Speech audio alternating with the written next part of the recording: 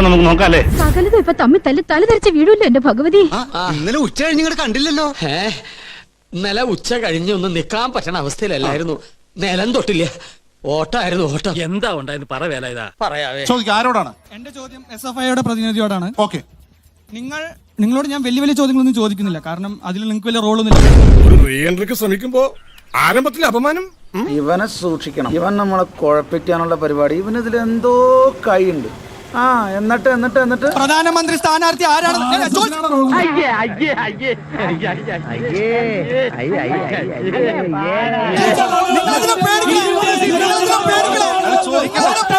എന്താ ഉത്തമ ജനങ്ങൾ നമ്മളോട് ഇങ്ങനെ പെരുമാറിയത്? അതെ, ഒരു പാർട്ടിയിലും പെടാത്ത നിഷ്പക്ഷമതികളായ കുറെ ജനങ്ങളുണ്ടല്ലോ. ഇനി ഇത് തീർക്കാനാ പാട്. ഒരു പാടുമില്ല. ദേ ഈ പഴവും കൂട്ടി ഒരു പിടി പിടിച്ച ഈ സാധനം ഇപ്പൊ തീരും.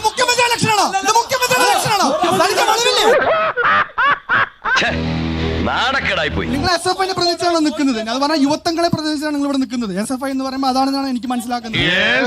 ഇന്ന് പാലക്കാട് 90% സ്റ്റുഡൻസും ഇന്ന് പാലക്കാടിന്റെ കേരളത്തിനപ്പുറം ബോർഡറിന് അപ്പുറമാണ് പഠിക്കുന്നത്. ഇവിടുന്ന് പുറത്തുപോയി പഠിക്കേണ്ട ആവശ്യം വരുന്നു. എന്തുകൊണ്ട് അവിടുന്ന് ആരും ഇങ്ങോട്ട് വന്ന് പഠിക്കുന്നില്ല?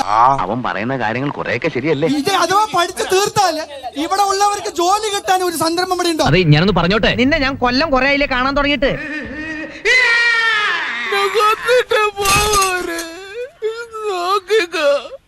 നിനക്ക് ഗുരു ഉണ്ട് പോവോടാ. ഒരു 6 ഇഞ്ച് നീങ്ങി ഒരു ചുവന്ന സ്വിച്ച് കാണുന്നുണ്ടോ? കാണുന്നുണ്ട്. ഈ സ്വിച്ചിന്റെ കാര്യമാണ്. ചുവന്ന സ്വിച്ച് അമർത്തി. അമർത്തി.